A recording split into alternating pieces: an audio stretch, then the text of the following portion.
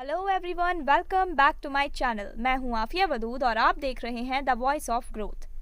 चलिए बिना देर करे वीडियो की शुरुआत करते हैं। सोचिए, एक ऐसा पहाड़ जो इंसान के लिए सिर्फ एक पत्थर का ढेर नहीं बल्कि एक आईना है। एक ऐसा आईना जो इंसान को उसकी हदों का एहसास दिलाता है, और एक ऐसा आईना जो इंसान को ये भी दिखाता है कि अगर इरादे मजबूत हों तो ऊंचाइयों को छूना मुमकिन है। और इस पहाड़ का नाम है माउंट एवरेस्ट। पर सवाल ये है, इस पहाड़ का नाम एवरेस्ट क्यों पड़ा? दरअसल 19वीं सदी में जब ब्रिटिश इंडिया सर्वे हो रहा था, तब ब्रिटिश सर्वेयर्स ने इस पहाड़ की ऊंचाई मेजर की। 1865 में इसे ऑफिशियली पीक 15 कहा गया था, लेकिन बाद में इसे सर जॉर्ज एवरेस्ट के नाम पर रखा गया, जो इंडिया के सर्वेयर जनरल थे। आयरनी ये है कि जॉर्ज एवरेस्ट खुद इस पहाड़ को कभी देख भी नहीं पाए, फिर भी उनके नाम को इस माउंटेन के साथ जोड़ दिया गया। सोचिए जरा, दुनिया के सबसे बड़े पहाड़ का नाम एक ऐसे इंसान के नाम पर रखा गया है जो कभी उसे खुद छू भी नहीं सके। क्या ये खुद में एक अजीब राज नहीं? खैर, आगे बढ़ते हैं और सबसे पहले एवरेस्ट की जगह को समझते हैं। माउंट एवरेस्ट हिमालय रेंज का हिस्सा है। ये नेपाल और तिब्बत, चाइना के बॉर्डर पर स्थित है। एवरेस्ट का exact location latitude 27 degree 59 minutes north और लॉन्गिट्यूड 86 डिग्री 55 मिनट्स ईस्ट है। इसके साउथ साइड को नेपाल साइड कहा जाता है, जिसे खुम्बू रीजन भी बोलते हैं। ये वही जगह है जहाँ से ज़्यादातर क्लाइंबर्स अपनी जर्नी शुरू करते हैं, काठमांडू से लुकला और फिर एवरेस्ट बेस कैंप तक। नॉर्थ साइड तिब्बत में आता है, जहाँ का base camp Tibet autonomous region में स्थित है। दोनों साइड से चढ़ना पॉसिबल है, पर नेपाल साइड से ज़्यादा पॉपुलर है क्योंकि यहाँ से रोड्स थोड़े एक्सेसिबल हैं। अब बात करते हैं माउंट एवरेस्ट के साइज, हाइट और विड्थ की। दुनिया में जब भी किसी ऊंचाई की बात होती है तो सबसे पहले नाम आता है माउंट एवरेस्ट का, लेकिन असली सवाल ये है, एवरेस्ट कितना बड़ा है? माउंट एवरेस्ट की ऑफिशियल हाइट 8848.86 मीटर है। ये मेजरमेंट 2020 में नेपाल और चाइना ने मिलकर अनाउंस की थी। ये हाइट सी लेवल से मेजर की गई है, मतलब अगर आप समुद्र की सतह से सीधे ऊपर चलें तो एवरेस्ट की चोटी तक पहुंचने में 8.8 किलोमीटर लगते हैं। सोचिए, ये ऊंचाई न्यूयॉर्क के एम्पायर स्टेट बिल्डिंग से लगभग 29 टाइम्स ज़्यादा है। और अगर आपको और क्लियर समझना हो तो बोइंग 747 जेट प्लेन की फ्लाइंग हाइट के आसपास एवरेस्ट का शिखर होता है। विड्थ की बात करें तो एवरेस्ट एक पिरामिड शेप का माउंटेन है। बेस पर इसका डायमीटर लगभग 30 किलोमीटर के आसपास है, मतलब एक पूरा शहर एवरेस्ट के नीचे समझ लीजिए। सिर्फ हाइट ही नहीं, बल्कि एवरेस्ट अपने आकार और साइज के लिए भी एक जाइंट है।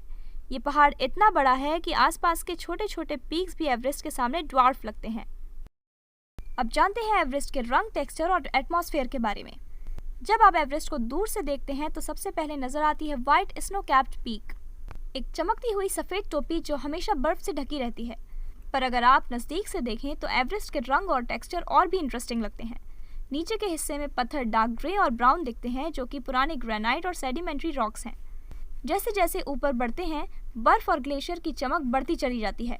एवरेस्ट के शिखर पर हमेशा बर्फ होती है, लेकिन हवा इतनी तेज़ चलती है कि बर्फ हमेशा एक तरफ उड़ती हुई नज़र आती है, जैसे एवरेस्ट एक सफ़ेद दुपट्टा ओढ़े खड़ा हो। टेक्सचर की बात करें तो एवरेस्ट कोई स्मूथ सरफेस नहीं, बल्कि एक रफ, क्रैगी और डेडली टेरेन है। पत्थर तीखे, ग्लेशियर्स डीप क्रैक्स के साथ और हर जगह आइस और स्नो के अनइवन सरफेस। और इसका एटमॉस्फेयर और भी ज़्यादा खतरनाक है। एवरेस्ट की टॉप पर ऑक्सीजन इतनी कम है कि नॉर्मल इंसान के लिए वहाँ 2 से 3 मिनट भी जिंदा रहना मुश्किल है।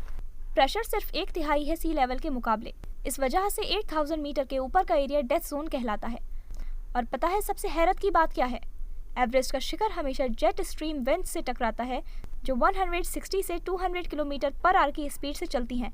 मतलब एवरेस्ट की चोटी पर खड़ा होना एक तरह से हवा के तूफान के बीच खड़े होने जैसा है।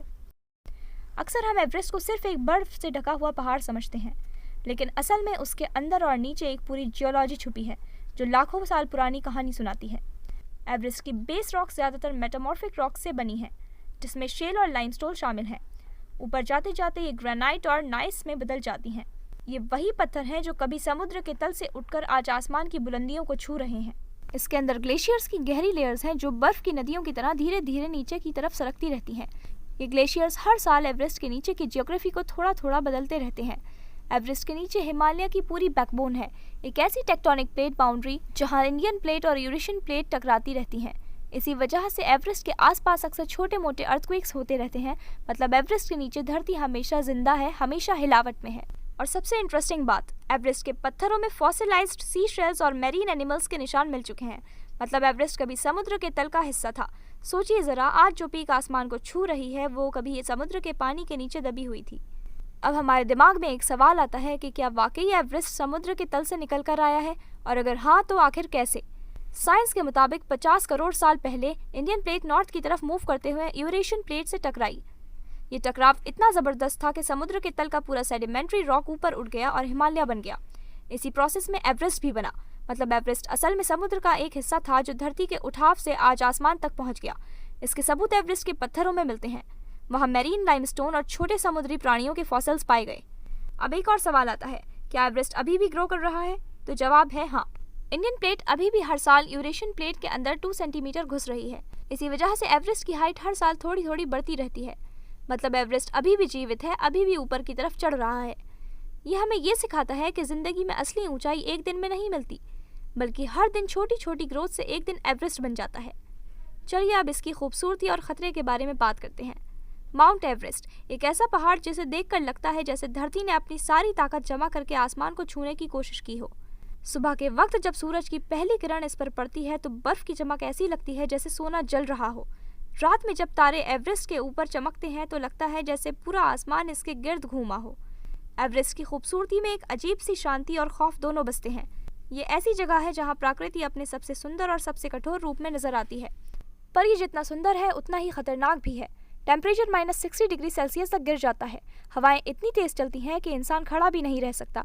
स्नो स्टॉर्म्स बिना वार्निंग के आते हैं और वाइट आउट में डायरेक्शन का कोई मतलब नहीं रहता। आइए अब दुनिया के इतिहास के उस दिन की बात करते हैं जब इंसानियत ने सबसे ऊंची चोटी पर अपने पैर रखे।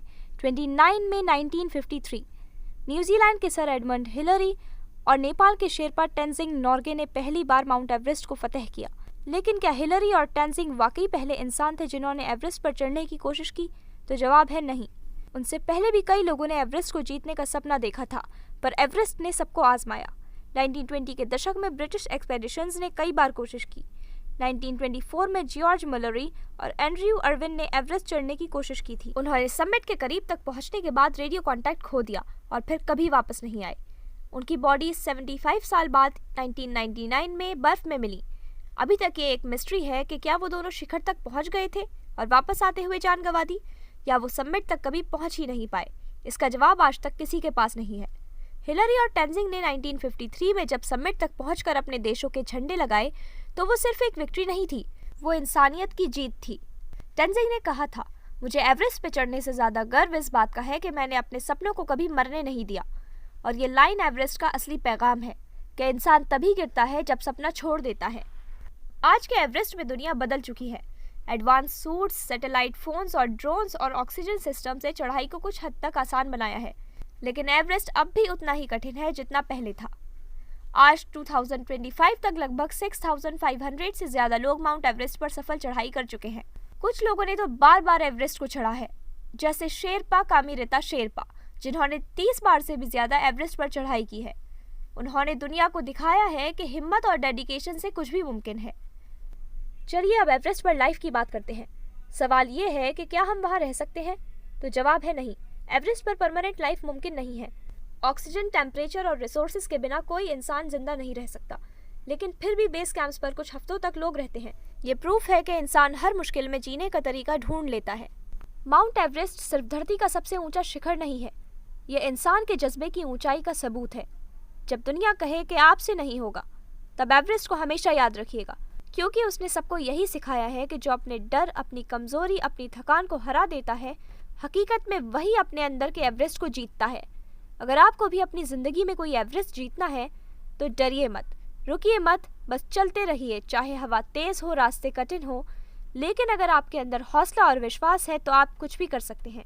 तो दोस्तों, अगर ये वीडियो आपको पसंद आई हो तो एक लाइक ज़रूर कीजिएगा और इस वीडियो को अपने दोस्तों के साथ शेयर करना और हमारे चैनल को सब्सक्राइब करना मत भूलिएगा, क्योंकि यहाँ हम लाते हैं ऐसी ही सच्ची, दिल और दिमाग को जगा देने वाली वीडियोज़।